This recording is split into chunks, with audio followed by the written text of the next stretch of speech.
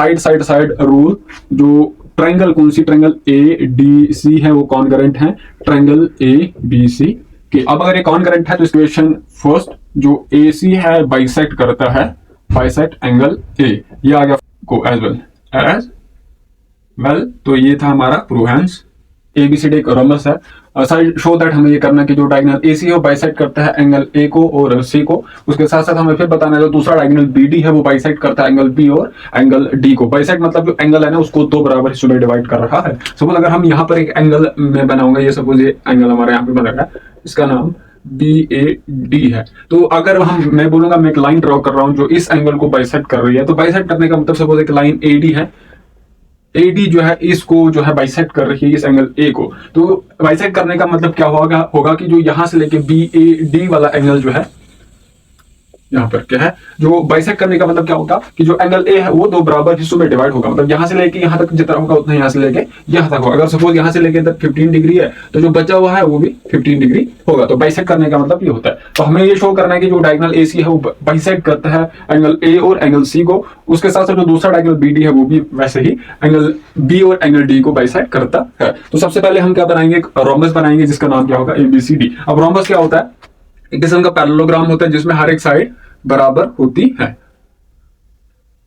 ABCD। तो रोम्बस और स्क्वायर में क्या फर्क है, स्क्वायर में हर एक जो इंटीरियर एंगल है वो या फिर इंटरनल एंगल जो है वो 90 डिग्री के बराबर होता है, लेकिन रोम्बस में ऐसा कुछ होता है नहीं, इंटरनल एंगल जो है वो 90 के बराबर नहीं होता है। तो ये जो है किस्म से एक टाइप का पैरेललोग्राम होता है, मतलब ये वाली साइड और ये वाली साइड एक दूसरे के बराबर होंगे और वो पैरेलल भी होंगे। अब ये रोम्बस है, इसका मतलब जो AD है वो DC के बराबर होगा और वो CB के बराबर होगा और वो AB के बराबर होगा। हमें शो करना है जो डायगोनल AC है, तो मैं एक डायगोनल AC ड्रॉ करूंगा यहाँ से लेके नॉन कंसेक्यूटिव वर्टिसेस पे मैं एक लाइन ड्रॉ करता हूं जिसका नाम है AC और इसी को हम डायगोनल बोलते हैं। हमें ये शो करना है कि ये जो AC है वो इस एंगल A को बाइसेक्ट करती है, यहाँ से लेके यहाँ तक जितना होगा उतना यहाँ से लेके यहाँ तक होगा, यहाँ से लेके यहाँ तक जितना होगा उतना यहाँ से लेके यहाँ तक होगा। ये चीज हमें प्रूव करना है। तो हम कैसे करेंगे, सबसे पहले तो मैं क्या करूंगा, ये जो ट्रायंगल है ये वाली ट्रायंगल और इन दो ट्रायंगल को मैं कॉन्ग्रुएंट शो करूंगा। अगर मैंने कॉन्ग्रुएंट को शो कर लिया तो फिर जो इन दो ट्रायंगल के जो कॉरस्पॉन्डिंग पार्ट्स होंगे वो हमेशा बराबर होंगे। तो वही हमें जो है यहाँ से लेके यहाँ तक जितना एंगल है उसको मैंने इसके बराबर प्रूव करना है। वैसे ही इस वाली ट्रायंगल में ADC में जो ये वाला एंगल है वो बराबर होना चाहिए ABC के जो एंगल यहाँ पर है उसके बराबर। तो सोल्यूशन क्या जाएगा, सोल्यूशन कंसिडर ए ट्रायंगल, कौन कौन सी ट्रायंगल, एक तो हम ये वाली नीचे वाली ट्रायंगल और ऊपर दूसरी वाली ट्रायंगल, ये ट्रायंगल ADC कामा ट्रायंगल ABC। तो इन दो ट्रायंगल्स को हम बनाएंगे। यहां पर हमारे पास इस तरीके से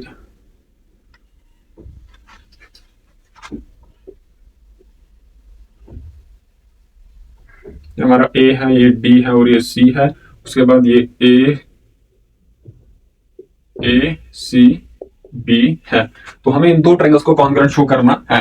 तो इस वाली ट्रायंगल में जो अब क्या होगा कि जो AD है वो बराबर होगा, जो AD है वो किसके बराबर होगा, अभी इसमें से BC या फिर AB के। मतलब ये क्या नहीं, एक रोम्बस है तो हर एक साइड एक दूसरे के बराबर होगी। अब इसमें क्या होगा कि ये जो C वाला वर्टेक्स है वो C को कॉरेस्पॉन्ड करेगा, A जो है वो A को कॉरेस्पॉन्ड। तो AC है इन दो ट्रायंगल्स में, पहला क्या आ जाएगा, जो AC है वो AC के बराबर होगा, ये कॉमन है ना।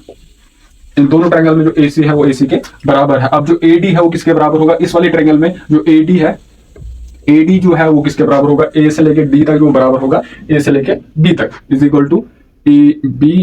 और उसके साथ साथ जो DC है वो किसके बराबर होगा, BC के बराबर होगा। क्यों होगा, क्योंकि ये जो है ना यहाँ पर जो DC है, DC यहाँ पर है नीचे वाली ट्रायंगल में आ रहा है, और जो BC है, BC जो है यहाँ पर आ रहा है, ये एक दूसरे के बराबर होंगे क्योंकि ABCD रोम्बस है तो चारों साइड एक दूसरे के बराबर होंगी। तो जो अब क्या है DC जो है इस वाली ट्रायंगल में जो DC है वो किसके बराबर होगा, BC के बराबर होगा। ये क्या है, गिवन है। क्यों, क्योंकि ABCD एक रोम्बस है, तो ये भी गिवन है। Therefore by side side rule है ना, साइड साइड साइड रूल, जो ट्रायंगल कौन सी, ट्रायंगल ADC है वो कॉन्ग्रुएंट है ट्रायंगल ABC के। अब अगर ये कॉन्ग्रुएंट है तो इसके जो कॉरेस्पॉन्डिंग पार्ट्स है वो एक दूसरे के बराबर होंगे। मतलब ये वाला जो वर्टेक्स A है वो कॉरेस्पॉन्ड करेगा A को, और जो C वर्टेक्स है वो कॉरेस्पॉन्ड करेगा इस ट्रायंगल के इस C वर्टेक्स को, और इस ट्रायंगल में जो वर्टेक्स D है वो कॉरेस्पॉन्ड करेगा इस ट्रायंगल के इस B वर्टेक्स के साथ।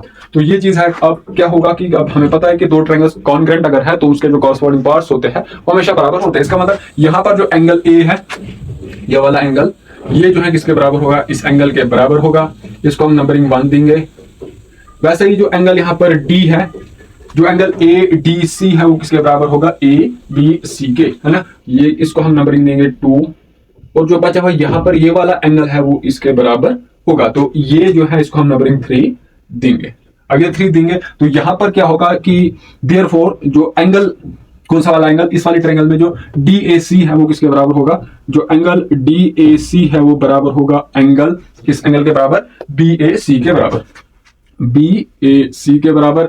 अच्छा, और क्या होगा कि जो एंगल DCA है, आल्सो जो एंगल DCA है, इस वाले ट्रायंगल में जो थर्ड एंगल है वो इसके बराबर होगा। हम उसको लिखेंगे BCA is equal to angle BCA। तो ये चीज जो है ये क्यों होगा, corresponding parts of a congruent triangle. अब इससे क्या होगा, हमें क्या प्रूव करना था, जो हमारा एम था वो क्या था, एंगल ए को बाइसेक्ट करता है AC और एंगल सी को भी बाइसेक्ट करता है AC। यहां से लेके यहां तक जितना होगा उतना यहां से लेके यहां तक होगा। मतलब क्या प्रूव करना था कि जो DAC है वो किसके बराबर होना चाहिए, BAC के, है ना। क्या करना चाहिए, क्या प्रूव हमें करना था, DAC is equal to BAC। अगर हम यहां देखेंगे जो DAC है वो किसके बराबर है, BAC के बराबर है ना। DAC is equal to BAC। तो इस वाले पहली वाली से हम क्या लिखेंगे, इसको हम इक्वेशन, ये इक्वेशन फर्स्ट नाम हम देंगे फ्रॉम इक्वेशन फर्स्ट, जो AC है बाइसेक्ट करता है, बाइसेक्ट एंगल A, ये आ गया फर्स्ट से। सेकंड से क्या होगा हमारे पास, और क्या हमें प्रूव करना था, ये A को भी बाइसेक्ट करता है और C को भी बाइसेक्ट करता है। तो C को बाइसेक्ट करने का मतलब जो एंगल DCA है वो किसके बराबर होना चाहिए, BCA के, है ना। यही प्रूव हमें करना था, DCA is equal to BCA। तो ये है, यहाँ पर अगर हम देखेंगे जो एंगल DCA है वो किसके बराबर है, BCA का। मतलब यहाँ तक, इधर से लेके इधर तक जितना है उतना यहाँ से लेके यहाँ तक होगा। फ्रॉम इक्वेशन सेकंड, जो AC है वो बाइसेक्ट करता है एंगल किसको, एंगल C को एज वेल। तो ये था हमारा प्रूवेंस प्रूव। तो सिमिलरली हमारे पास जो BD है वो BD हमें शो करना है कि ये जो है इस एंगल B और एंगल D को बाइसेक्ट करना है, उसको भी हम इसी तरीके से करेंगे। तो ये आपके लिए होमवर्क है, थोड़ा सा मैं आपको हिंट दे दूंगा आपको क्या करना है। जो यहाँ पर हमने स्टेप्स किए वही उसमें भी करना है। तो क्या करना है, हमें शो करना है कि जो डायगोनल BD है, ये वाला डायगोनल, ये जो है एंगल D को भी बाइसेक्ट करता है और एंगल B को भी बाइसेक्ट करता है। तो वही करना है। अब हमें क्या करना है, एक तो ये वाली ट्रायंगल लेनी है और ये वाली ट्रायंगल लेनी है। इन दो ट्रायंगल्स को हमने क्या करना है, शो ये कॉन्करेंट है। अगर हमने ये कर लिया, वही से कैसे करेंगे, एक तो ये तो कॉमन होगी जो डायगोनल BD है वो ऊपर वाली ट्रायंगल में भी आ रहा है, नीचे वाले ट्रायंगल में भी आ रहा है, तो ये कॉमन ही है। ये वाली साइड जो है किसके बराबर होगा, इसके बराबर होगा कि नहीं, क्योंकि ये एक रोम्बस है तो हर एक साइड बराबर होगी, एडजेसेंट साइड भी बराबर होंगी। ये साइड इसके बराबर होगी और ये साइड इसके बराबर होगी। तो इन दो ट्रायंगल्स को हम किस रूल से कॉन्करेंट बोल सकते हैं, साइड साइड रूल से। ये दो ट्रायंगल्स कॉन्करेंट हो गई। अगर ये कॉन्करेंट है तो जो कॉरस्पॉन्डिंग पार्ट्स होंगे दो कॉन्करेंट ट्रायंगल्स में हमेशा बराबर होते हैं। इसका मतलब जो एंगल यहाँ पर है BCA है वो किसके बराबर होना चाहिए, ABA के। तो ये हमें प्रूव करना था। वैसे ही और क्या, CDA है वो ADB के बराबर होना चाहिए। अगर ऐसा हो गया तो हम ये बोल सकते हैं कि जो डायगोनल BD है वो इस D को भी बाइसेक्ट करता है और B को भी बाइसेक्ट करता है। तो ट्रायंगल आपको एक बनानी है, ये वाली ट्रायंगल ADB, और एक नीचे वाली ट्रायंगल हमको बनानी है यहां पर BDC। एक तो BD क्या है, BD इक्वल टू BD, ये कॉमन है।